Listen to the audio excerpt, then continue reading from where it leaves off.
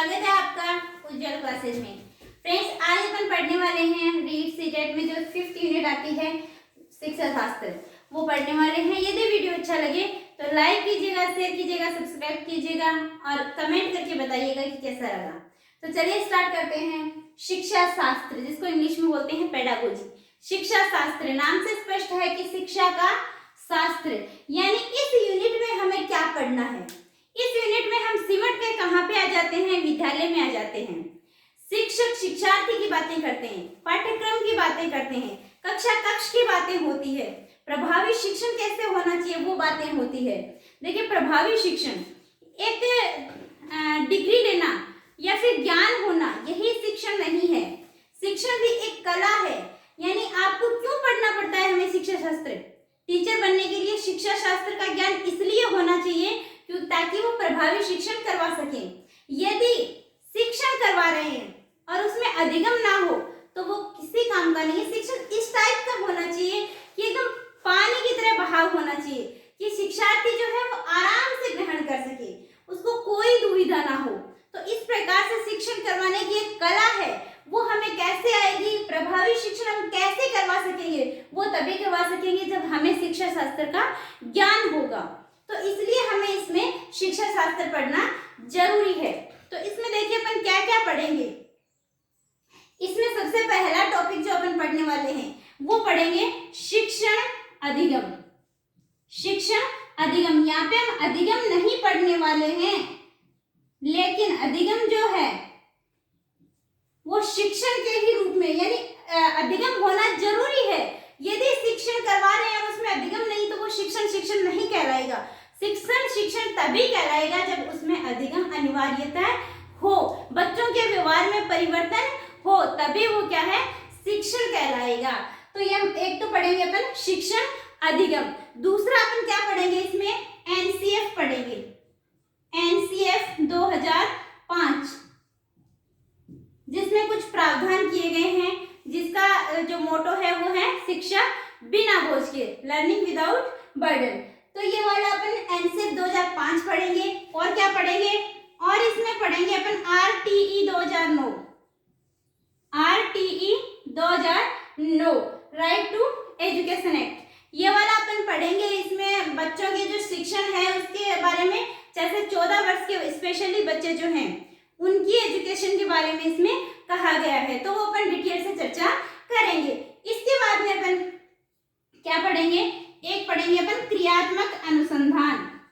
क्रियात्मक अनुसंधान, एक होता है क्रियात्मक अनुसंधान और एक होता है मौलिक अनुसंधान।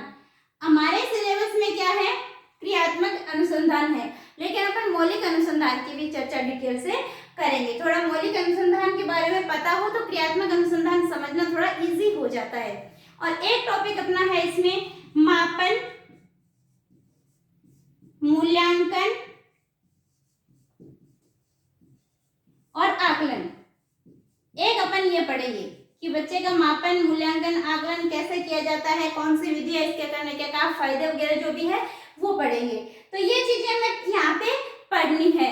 इसके बाद में अपन जो है इसमें कुछ बेसिक शब्दावली है, तो वो बेसिक शब्दावली जो है वो अपने बीच बीच में मैं उसका यूज करूंगी, तो आपको पता होना चाहिए उसकी फुल फॉर्म। तो इसलिए मैं पहले उनकी फुल फॉर्म जो है वो आपको करवा देती हूँ।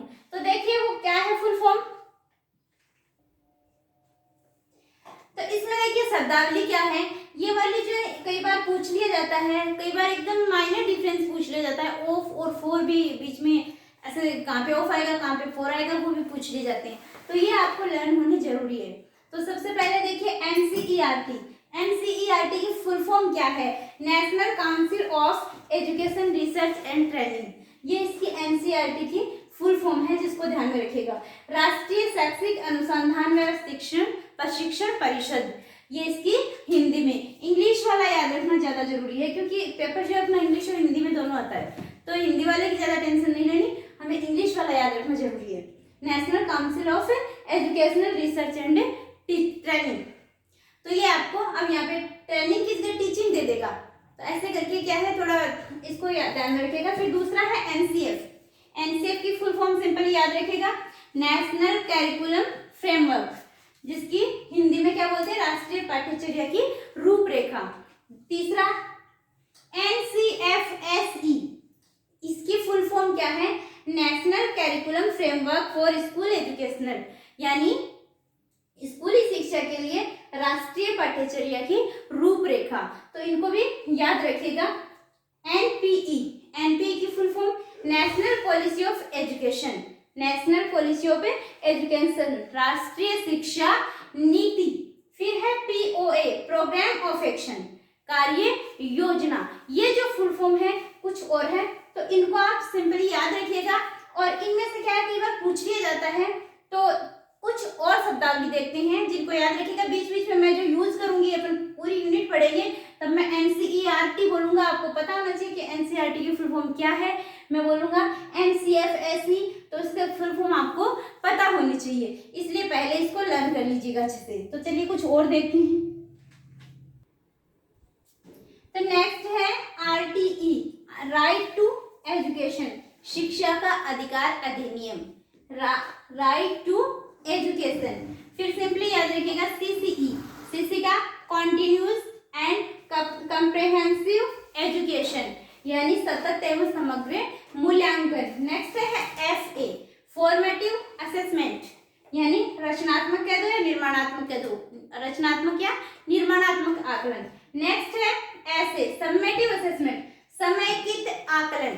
तो ये वाली जो कुछ शब्दावलियां हैं इसको आप ध्यान में रखिएगा, और यदि चाहो तो इनके शॉर्ट नोट्स के रूप में आप स्टार्टिंग कर सकते हो। 5th जो यूनिट है उसके यहाँ वाले जो है ये लिख लीजिएगा, और आप इसको एक शॉर्ट नोट्स के रूप में रख सकते हो।